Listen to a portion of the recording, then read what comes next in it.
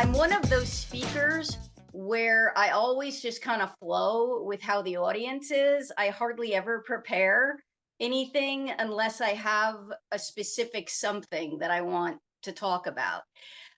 So I always like to get kind of the hearts of the people in the room so I know what to say and kind of where to move the different information and the testimony that I have.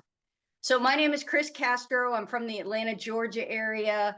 I met Rod and Melissa and all the people over in the chamber in Michigan through the Christian Coalition.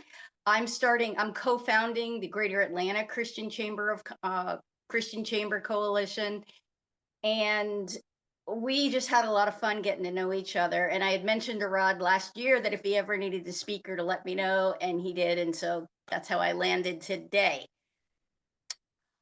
By trade, I've been a leadership coach for a long time. I tend to work with, well, like any entrepreneur, I started in one lane where I was doing a whole bunch of life coaching.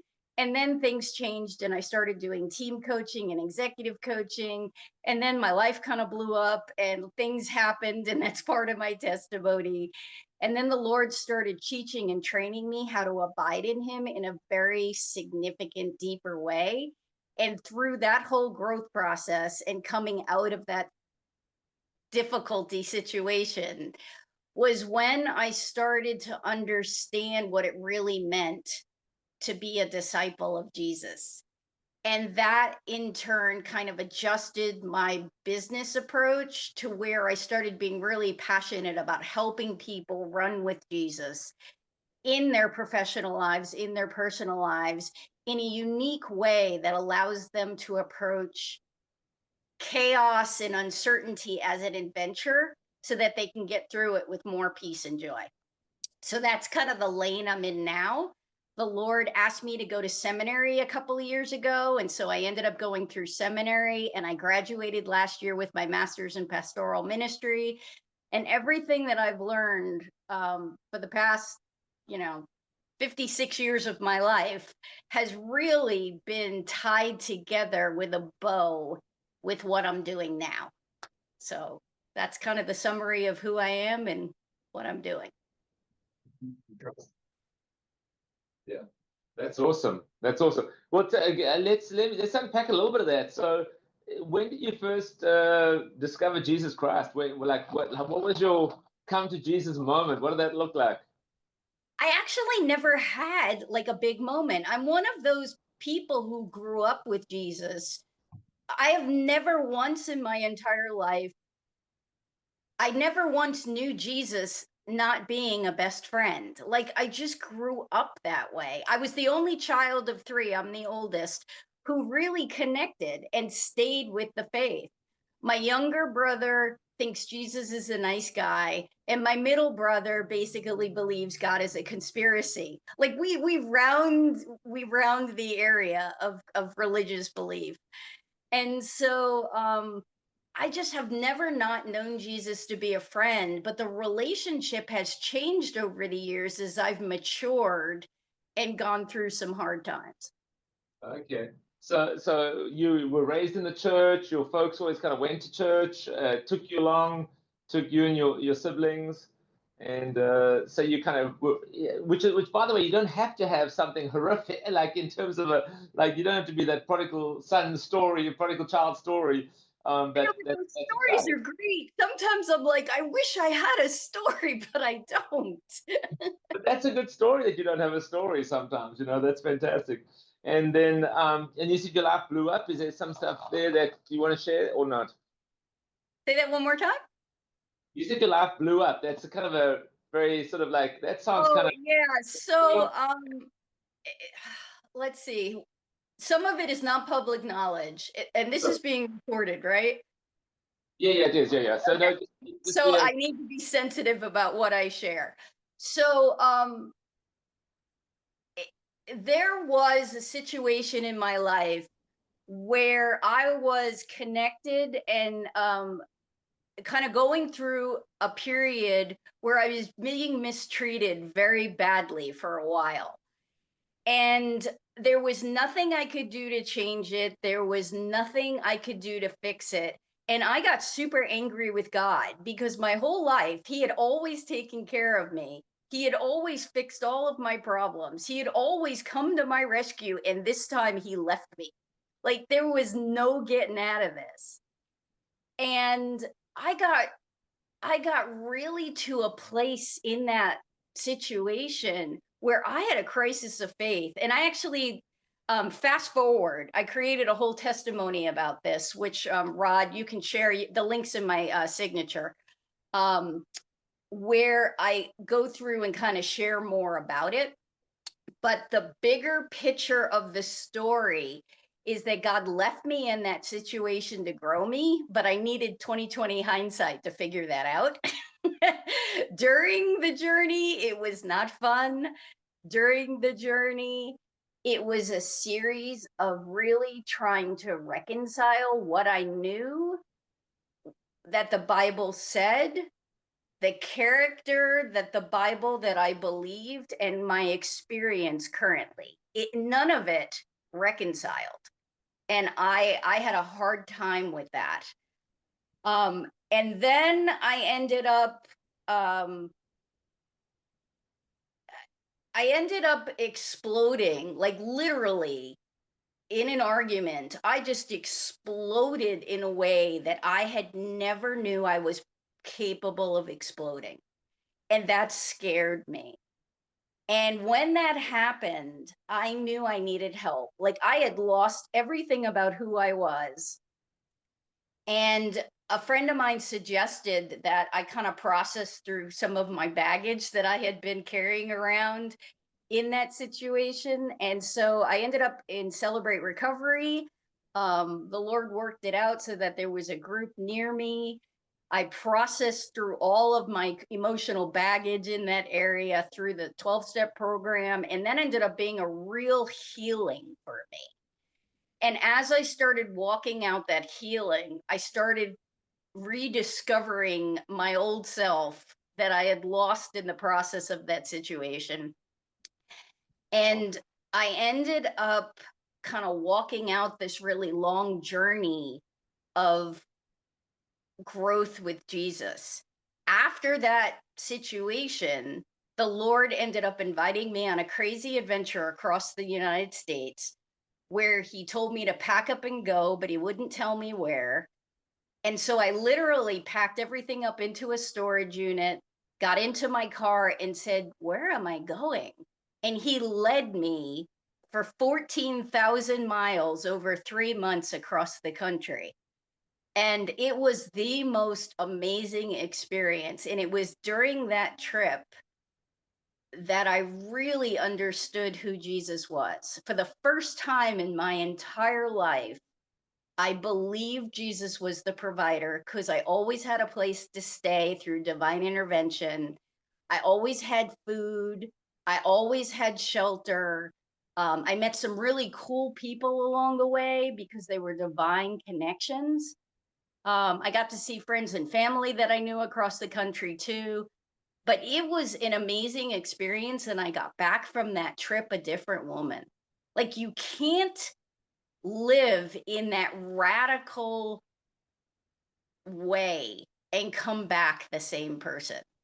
You trust more, you have way more levels of faith. I was always really good living in uncertainty, but I came back at a new level of living in uncertainty. And yeah, so that pretty much answers the question. And so that was part of the growth that the Lord had me to do what I'm doing today. Well, let me touch back quickly because I want to just try to understand. Thank you. Thank you for being transparent, by the way. But you mentioned tough times and you mentioned Celebrate Recovery. During those tough times, had you become an addict of some kind? Or were you just looking at the emotional breakdown, and Celebrate Recovery was helping you reboot who you are as a person, not from a substance? Yeah, it was never about an addiction. One of the things that Celebrate Recovery does is they help people get over their habits, hang up. What is it? Hang ups, habits. There's a third word. I can't remember the third H, but Yeah. it's basically baggage. regardless of what the baggage is, the 12-step program becomes like the structure to process through it with Jesus, because Jesus is the higher power in CR. Like they don't, they're bold. There is no higher power but Jesus, and that's the way they approach it. I love that. Love that. Then I just wanted to also touch on one other thing was what was interesting. What you said to me was you learned how to survive and in a time of uncertainty. Now you're talking to owners and CEOs and leaders. Eric's led a massive company of Crazy Bro. Craig has his own company for years. I mean, you want to talk about uncertainty? We're in an interesting place. The stock market is feeling insecure the last 24, 48 hours. You're talking to guys who are looking ahead and going, you're looking at John and his company here, and they're expert at. I mean, one of their expertise, guess what they're expert at? Moving stuff across the Canadian border is one of their niche roles, right? So if you're following the news, you're knowing that we have some uncertainty. We're excited because we know God's going to create opportunity, but talk to us a little bit about how do you manage that? How do you manage that insecurity? Because not all of us can jump into a Jeep and head across the country for 144,000 miles or something like that. So how did you process that, and how did that all work for you? Sure. Well, it's interesting. As I was thinking about the presentation this morning, I've been going through the New Testament and reading some cultural background as part of my study process. And I came across Acts, I wrote it down, Acts 17:28, where it talks about living and moving in the Spirit. And that's really how I get through things. And it's because of what Jesus taught me in that crazy adventure. In reality, we are human beings who are living in a moment by moment existence.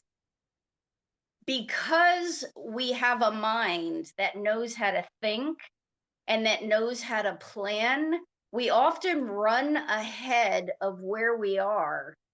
And depending on where our heart is and where our trust is, that future is multicolored.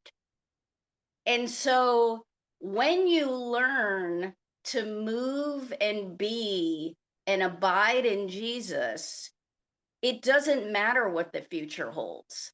And that is something that I had to learn. I was on this crazy trip where I didn't know where I was going to sleep the next day. I didn't know where I was going to eat the next day. And I had to learn to stop looking ahead and remember it's okay. I have food today. I have $5 in my checkbook today. Like, it's not second two, it's second one. You're taken care of in this moment. Stop being so concerned about tomorrow. And Jesus's "don't worry" verse became a reality for me. And so back to the question that you had, living in uncertainty is really about staying in sync with Jesus. It's about, yes, things could be coming that are difficult. Things could happen that are awful. Things could happen that are tragic. All of that is true. But this second, right now, I control what I can control and I make peace with what I can't. And I trust that Jesus is a good God. And regardless of how things turn out, he's a good God. Now, sometimes I say that with clenched fists and intense sarcasm, but my heart is true. I believe it. My emotions, I have to manage, but my heart believes it. Oh, I like that statement. Emotions I have to manage. How do you do that? It's renewing the mind. It's okay. Yes, I'm anxious. Yes, I admit I don't want what could happen 5 minutes from now or tomorrow or the next day. I don't want that. It's going to really be awful if I have to go through that. But Jesus, you're a good daddy. Like, God is a good daddy. You're going to give me what I need to get through it. Even if it's horrible, you're going to give me what I need to get through it. And the get through it piece is important because everything is seasonal. Everything. And when we think about something and we forget that it's seasonal, we can get stuck in some really dark places. And that's where I was years ago when I was in that situation. I was stuck in a dark place because I couldn't see past it. Good. Is that what brought you from New York to where you are now? No, I've been back and forth to Atlanta 3 times. Like this is just another one of those moves. And every time has been a different reason. Wow. Keeping up with you is like trying to see where you are lately. It sounds like, yeah. So thank you for that introduction. So yeah, feel free to go ahead where you want, where you were planning to go today, or what you want to do. So yeah, that was good. That gives us some context. Understand, Kris. Well, you partially answered the question, but I would love some more specifics for everybody in the room. I see, Craig and Eric, and there's a picture with no name. I can't see that name. So I'm curious as to what specifically you're kind of dealing with in the realm of uncertainty and concern. And let's talk through it. Well, with us at ASAP, we have one of our largest customers that is struggling really bad and with staying alive themselves, and we're kind of like, we need their revenue, but if they end up filing, it'll be a very, I mean, we'll get through it, but it'd be a large hurdle to go through. So, we're actually praying for their company, their employees, that they don't feel it. And whenever any company goes out of business, it's not just that company and its employees, but obviously there's other vendors that it affects in their payroll and their AR, their AP, all that stuff, right? So cash flow and things like that. So that's what we're struggling with. And yeah, so like Rodney said, we do mainly what we do is probably 70.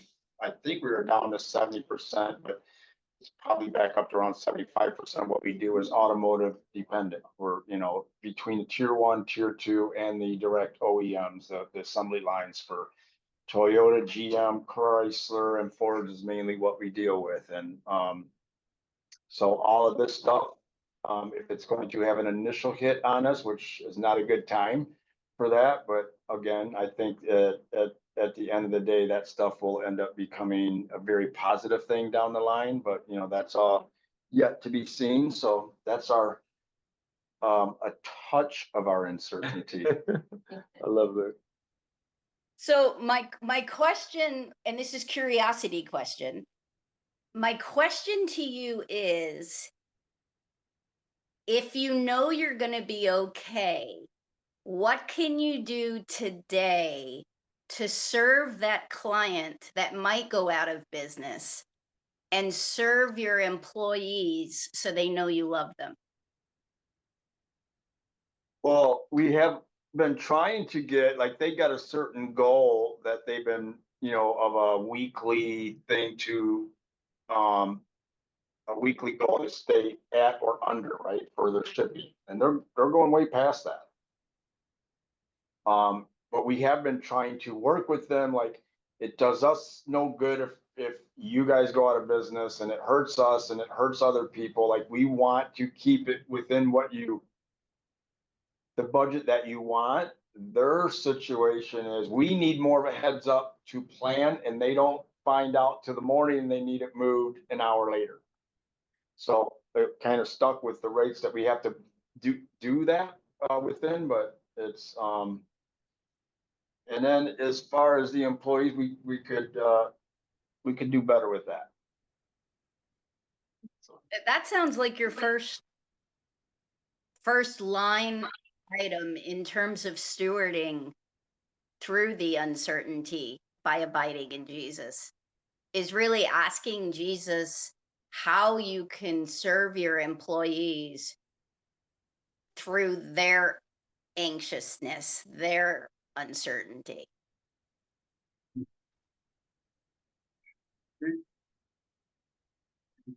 Yeah. More of them here tomorrow that we might be able to speak to, but Mhm. have a conversation. We've been having conversations with them over the last probably even year and a half about a lot of uncertainties, and we've been, struggling to, break even or even break even. So, I mean, we have a path getting there. There are some opportunities that are coming our way to take care of some costs with some of the vehicles in our building, and there's things moving. It's the impatience of ourselves, right? We want it to change now. That's right. Yeah, with me, it's yesterday. Like, okay, Jesus, why isn't it done yesterday? I'm already 10 feet ahead of you. Like, catch up. And I have to remember that I'm not God. Like, oh, yeah, you're in charge. You know what's best for me. I'm sorry I moved ahead of you. I will retreat behind you.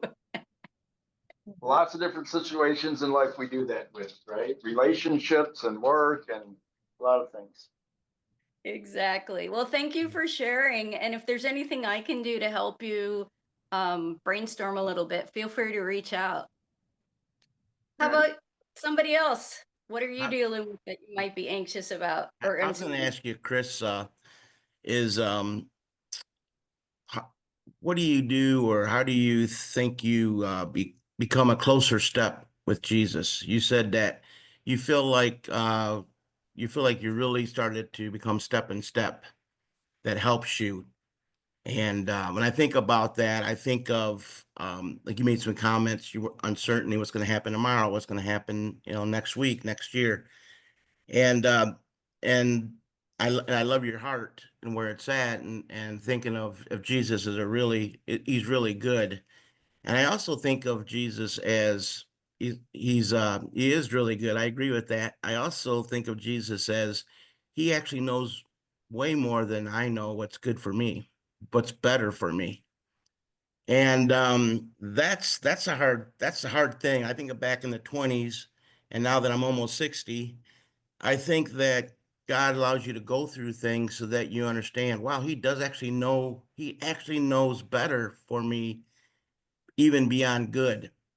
And that's hard to tell somebody when they're 20s, Yeah. and you obviously had some adventures, and you had the 14,000 mile, and it sounded like you really learned at times of how to trust in God, and that's what brings to your understanding of how good he is. So I love that you shared that. Um, the one And thing he I was thinking about with John is that he uh, didn't rescue me, which was the first part of the puzzle. And I had to get through accepting and surrendering to that to get all the rest of it. mhm. One another thought was, you mentioned you didn't have this, the bang moment, and Satan can use that against you. He can use anything he wants to against us. But sometimes you don't have a bang moment. You think, am I really a relationship? Was it real? Is it real? So sometimes a bang moment, you can look back and say, hey, God was real at that moment. He saved me. Sometimes. But also I noticed that when you go through the walk, whether you had that moment or not, you go through the walk when you continually learn how to trust God. Those are continuous bang moments. There are moments you look back at and you say, man, God was there. God was carrying me. God was carrying us.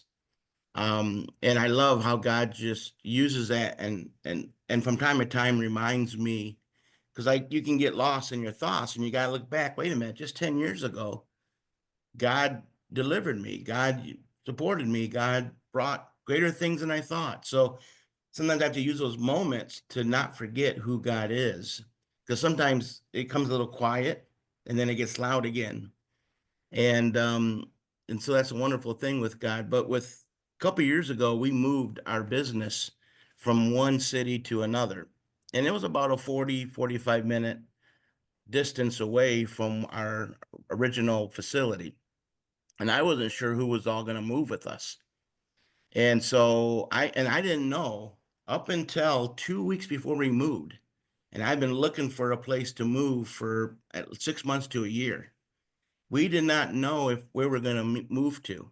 So I was very hesitant to tell the employees where we were moving for fear, A, that they wouldn't travel and move there or at least work there, and B, not knowing exactly where we're going to be. So I know, looking back, there was anxiety among our employees. And looking back, I should have given them not necessarily assurance, but again, a framework and openness that said, I'm not sure where we're going to be yet. This is what I'm thinking. And I know the Lord is really going to help our lives. Whether this happens or not, God is strong, God is consistent, and God can bring peace. And I wish I would have poured more of that into them, not knowing exactly where I was going to be, where we're going to be. It ended up, we moved, everybody decided to travel. Everybody but one, because her husband passed away, is still with us from 3 years ago. So when you ask, like, what could you do to your employees? It's hard to be transparent because of fear that you're going to lose them, because of think in your head, things are going to work out. So I may know and trust God is going to work out, but a lot of employees may not have that same belief. So I'm cautious to present what they could take as fear.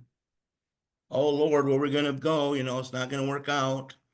And, but the same token, I should be pouring more into them and say, look, God is a good God. He's been with us thus far. He'll continue to be with us. And I don't know exactly where we're going to go, but I do believe that God's going to take us to another step, another phase. And that's what I felt like it was, another phase. And that's hard to do as an owner, because you don't want to lose people and you don't want to create fear in people that you don't even know the answer to. But there's a strategic timing aspect to it, which you have to ask Jesus when. When do I share this? Because again, he knows the hearts of everyone. He knows the next move that everybody's going to make, right? And so you as an owner having that knowledge puts the burden on you, but you're never carrying it alone. You're always carrying it with Jesus. And I think part of the challenge for most believers today is they don't have two-way conversations with Jesus. A lot of them just have one way. It's Jesus pleading, or Jesus lamenting, or Jesus crying. And they don't ever expect to hear back. Or they want to hear back, but they don't hear back. And so really retraining one's prayer life to be two-way conversations is also the key. And that was part of the thing that helped me reset everything in my journey with healing and all the things that happened afterwards. Is I would get a lot of gut instincts like that must be Jesus. I was right most of the time. But when I started having two-way prayer experience, so much of the uncertainty started being removed, or at least reducing, because I was hearing. I was receiving words of encouragement. I may not have gotten the golden path forward. I don't think Jesus has ever given me the golden path forward. It's like, here's the next step, Kris. Don't worry about the one after that. Really? All right, fine.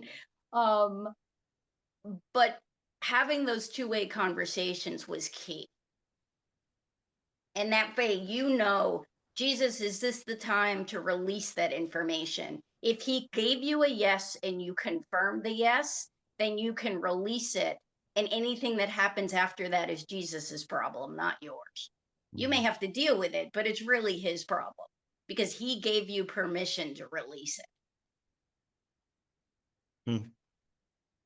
That's good. How about you, Eric? You've been quiet.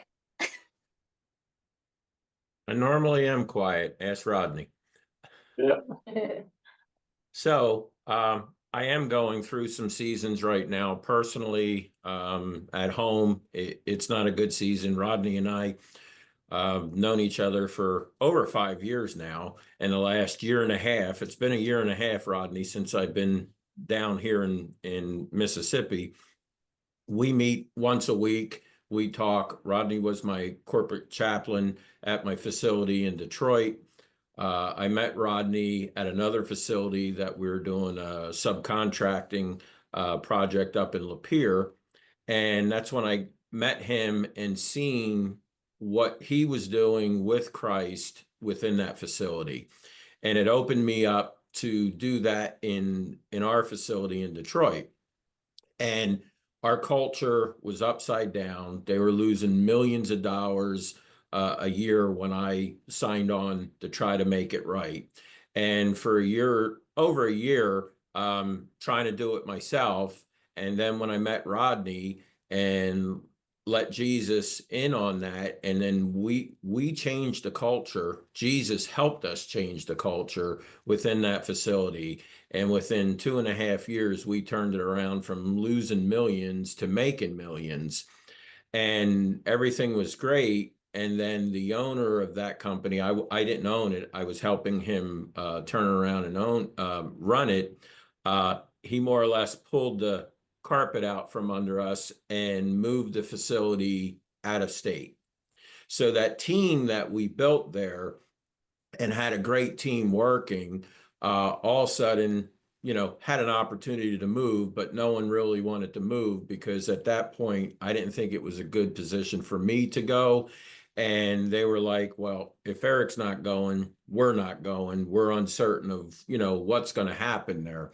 So that to me hurt the people. And then I had an opportunity to come to Mississippi and been on mission trips, great church here. And now recently I have an opportunity possibly to go back to the Michigan area. I am flying on Thursday to Canada to meet with another team, and Rodney's aware of this, and I'll be meeting with Rodney on Friday, hopefully. And there's a great possibility where I could do the exact same thing we were doing back in Michigan with a lot of those same team members. So it's, do I want that? Does Jesus want that? How do I go about? Because I know Rodney wants that, but where am I at personally, and what do I do? So it's a tough decision.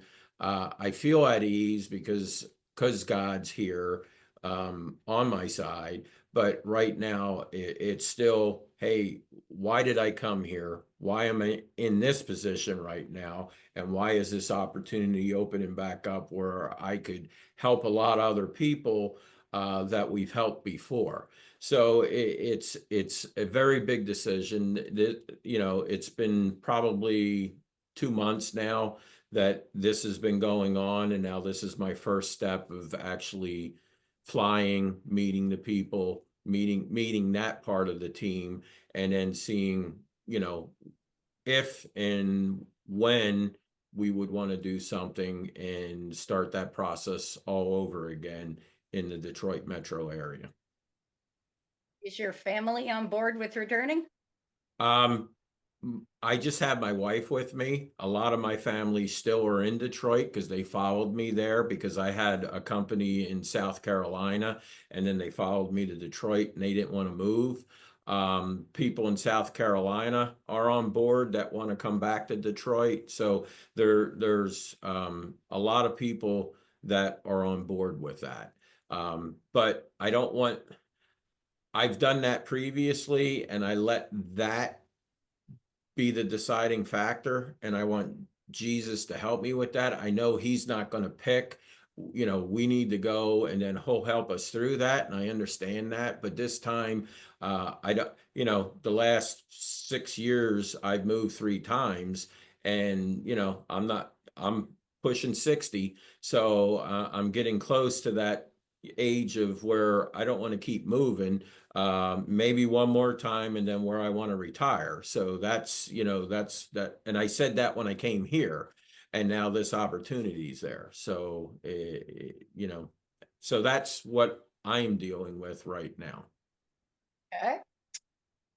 A question that I like to ask people is, what if Jesus didn't care if you stayed or went? Would that make a difference?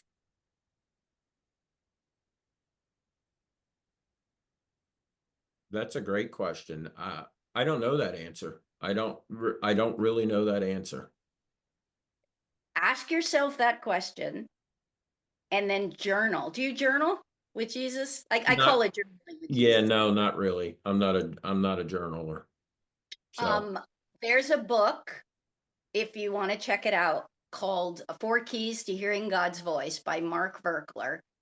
That book, I was never a journaler either, but I am very I'm a processor, which means when I'm struggling with something, I have to talk it through. And the talking through helps me shape and understand what needs to happen. When I learned to journal with Jesus, it set me completely free into a new level of prayer style. And that processing on paper with Jesus, where I would vomit what I felt, thought, whatever. Like I've always been a shake your fisted God person. Like I have never not shown God what I felt at any point in time in my life. I've always been real with God, respectfully, but I have. And when I was able to really process on paper, and then to stop and say, Jesus, you just heard what I said. You just heard me feel. You just heard my concerns. What do you want to tell me? And then I just started writing what I felt he was saying. And it was amazing once I tested it, because if it's not scriptural, it's not Jesus. If it's not Jesus's character, it's not Jesus. If it goes against something he told me before, it's not Jesus, right? It really gave me a place to hear and receive. And so that might be something that might be helpful by asking that question. If it didn't matter if I stay or went, Jesus, what would the next step be? Or however you want to phrase it. no, that's a great question. I will tell you, I thought about it while you were talking there. Before I was with Jesus, I did make a big move. I went from Pennsylvania to South Carolina to start my business. And you asked if my family was on board. I more or less made them on board. If you understand what I'm saying there, it wasn't their decision, it was my decision. We're moving to South Carolina. I took my children out of school. I moved my wife away from her family that she was there for 40 years, and I just did it. And looking back at that, I should have never done it that way, but I did. That's what I did. So that makes me think about what you just said. So And I promise you, it's going to be a fun adventure either way.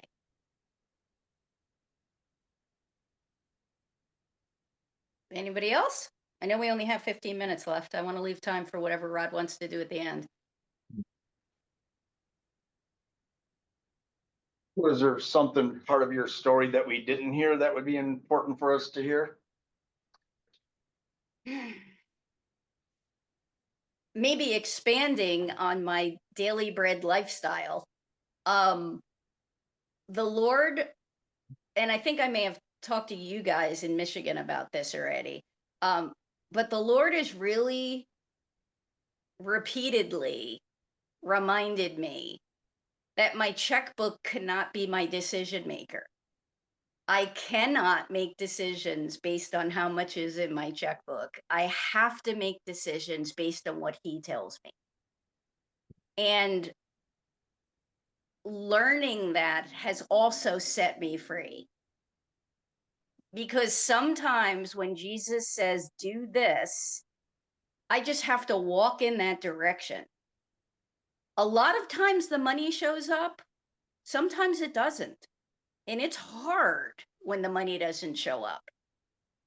But sticking it out and keep moving, because I know it's been confirmed, because I know it's what he told me, I'll eventually get to a place where everything comes together. And during that, as long as there's peace, as long as there's joy, and I don't mean happiness, because I'm not necessarily happy in some of those moments, but I am joyful. So that daily bread lifestyle has become important to me. And that's really hard. Especially when people love you and they're looking at you and they're going, why did you make that decision? Or what do you mean you had yogurt for 3 days in a row? I didn't have money for groceries, but I'm eating. They don't get it. And you really have to just be content in the moment with whatever your checkbook says, because you did what Jesus said.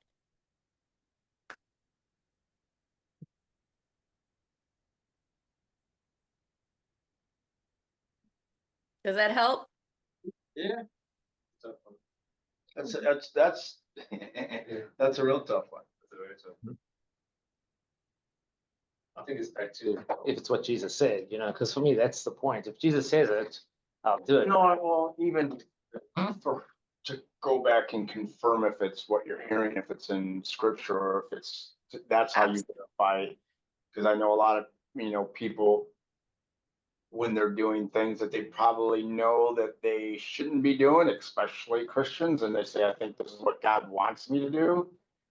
And it's obviously going down a path that he would not want you to go down, would not be his plan for you. So Yeah, because that is tricky when people say, a lot of people say, well, that's what God wants me to do, and you standing outside their world going, you're insane, And then sometimes I think that is God, because I think that God really does do some pretty crazy things. But then sometimes I think people are just insane.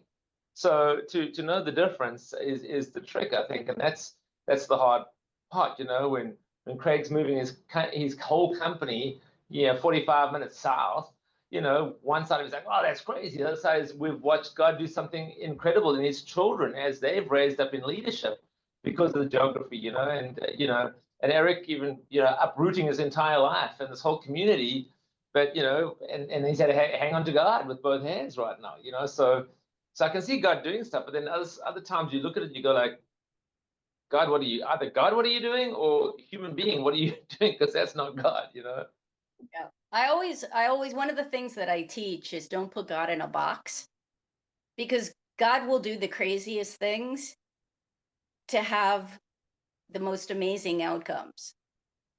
And you have to confirm really big. You have to confirm stuff. That's the key. You have to confirm it. I'm kind of thinking back to you mentioned 12 steps. So sometimes I think of things in 12 steps, like, either like if you're really going through something, apologizing to everybody is one of the steps, or surrendering that I don't have control. And I think one of the biggest ones is like, just just get through one day at a time.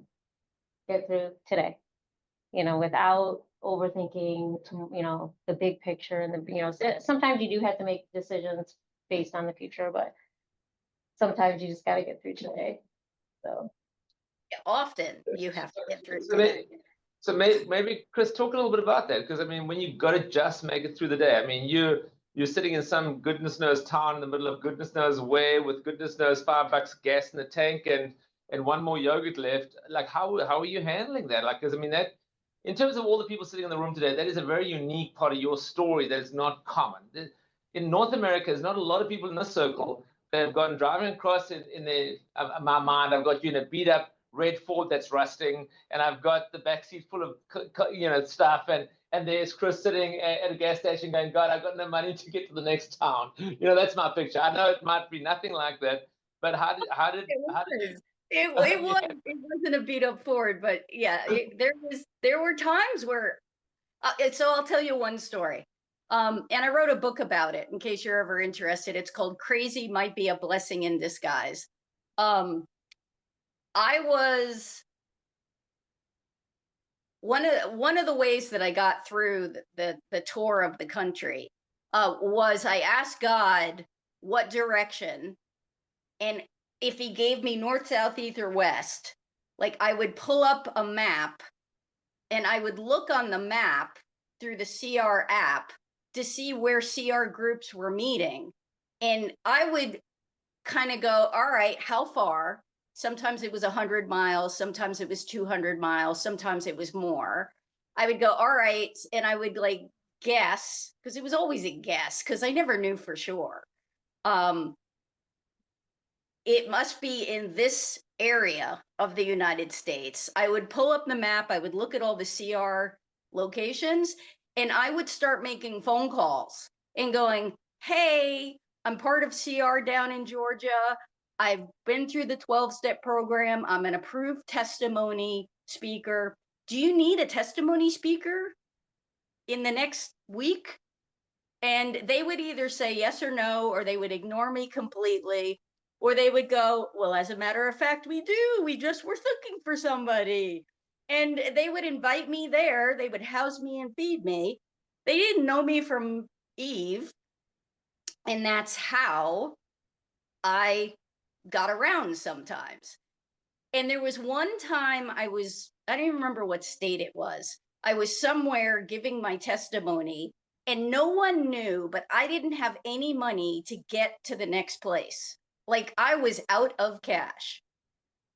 And I did what I always do. I go speak, I give my testimony, I stick around for the open groups, which are gender specific. I answer questions, I encourage, I support, I minister, like whatever it is. And one lady after the meeting came up to me and shook my hand, and in her hand was an envelope. And I looked at it and she's like, you can look at that later. And I was like, all right. And I stuck it in my pocket and I talked to her or whatever. I walked out to my car to go, and it was $100 in cash and with a note that said, God told me to give this to you. Like, I mean, if things like that happened to me throughout the trip. And so it was amazing, the daily bread lifestyle. And then there were times outside of the trip where I needed a bill paid, like this is after the trip, and God didn't come through. And I was like, really, God? What am I supposed to learn from this? And I was like, all right, credit card, I guess I'll pay it later. So it really is daily bread lifestyle, just trusting that everything good and bad is okay. It's gonna be okay eventually, and the eventually is important. Mhm. Yeah, God, I mean, God's a graceful God. He gives grace, and you don't know every step. It's very hard for Jonah. I'm not gonna go there. Okay, well, here comes a whale, and you have a little darkness and a little bit of trouble, and you might think you're gonna die in the next couple of days. So let's just see how that goes for you. It's God allows us our free wills, and just that in itself is incredible. But he's full of grace, so that he knows we don't always hear, we don't always make the right decisions. And you know, it's interesting you just said about the daily bread, and it's really trust. It's hard. It's hard to actually say, you know what, hey, I got negative balance on my checks. I'm gonna just trust. It's hard. And but I think we would all agree that seems when God shows us the most, you know, And and we learn the most, to be honest. But and I do what like my comfort. I will tell you that. and what and we often forget is in our times of uncertainty, we are a witness to everyone around us, a witness of how we walk through it, a witness of the peace that we carry, a witness of the faith that we hold. We don't always do it well, but we are a living testimony to everyone around us.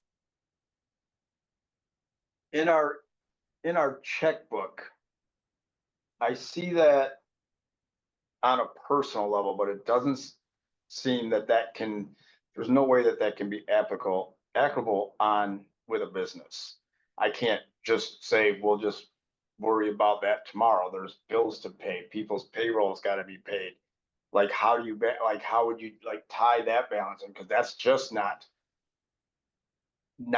realistic. You have to be ahead. You have to know what's coming. You have to know what's what your obstacles are, and how to, and constantly going after the next customer, and to like what we've been in almost 2 years now, where it's actually has been 2 years. It's a survival mode, right? Like, so to just say we're not going to worry about our checkbook tomorrow in the business, that part's, I don't see how that's actually realistic, or maybe I'm not doing something on a faith level that I should be, but on the surface, that doesn't seem.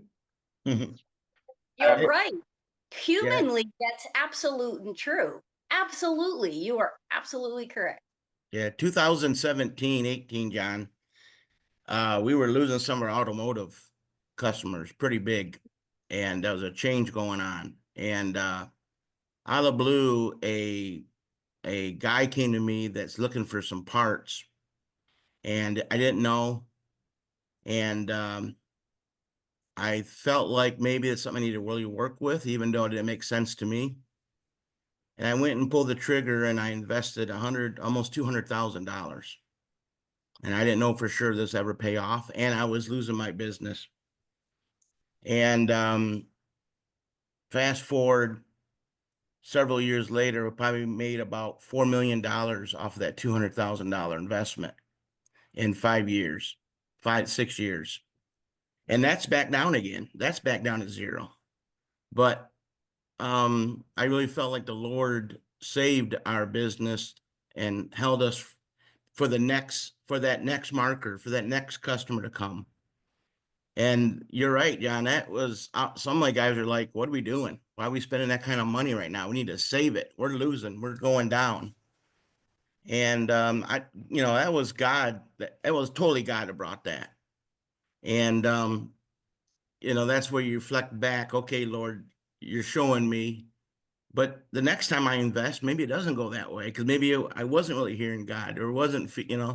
It's tough. It is really tough to know when is it and when isn't it, because John's right. The bottom line is, as owners, people don't always believe this.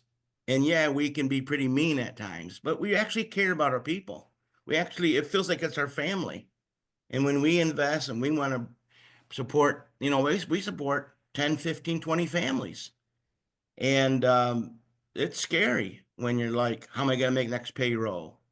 And what do we do? And you save your money. And that is the daily jog of a business owner is, when do you spend, when you don't spend, when do we save, and when do we splurge? So that's challenging. It is challenging, and everybody has their own industry and their own business and their own talents. God's given us amazing talents of every styles business owners have, and it's incredible, but it's tough, John. You're right. And John, you are a steward of your company. You are a steward of your people. You are a steward of your finances. And that basically means that you don't own any of it, that you are stewarding it for Jesus's glory because you have chosen to be a disciple of Jesus. And that means all the money is Jesus's, and you have to ask him how to manage it. Whether And it's I'm- negative or positive. I'm sorry, what was that? I said, I definitely get that part of it, but I still have to act. I still have to like, Make decisions. someone's not gonna come, like, and sometimes they do, like, come knocking at your door, but it's just being out on the road a lot more. I have to be intentional about going after and getting business and working on the customers that we do have and you know, not, we are called to work. We are called to go to work, right? We're not called to sit idle by and just let the wind blow us where it wants to blow. Like, if we're going in that direction with him though, in our works, I think that's like the, like kind of the difference in that Mhm. balance. Yep. And the good rule of thumb and the litmus test is, am I going out to sell because I'm anxious, or am I going out to sell because Jesus told me to talk to this person? Like, that's a litmus test, is the anxiety. You could be doing, and you are doing everything right, but anxiety comes from a place of, let me shift that. Peace comes from a place of trust, which means that when you sell, you're selling because you trust Jesus is going to do X, Y, and Z. Well, See, it's also go ahead. it's also asking, I know we're at the end of this, but it's also asking him, letting go when that doesn't work out, because that may have been a company or business that would have hurt you as well instead of helping you. So when something that you're chasing doesn't work out, to just let it go and move on to the next one. So Yep. Kris, I do like to honor the time for these guys.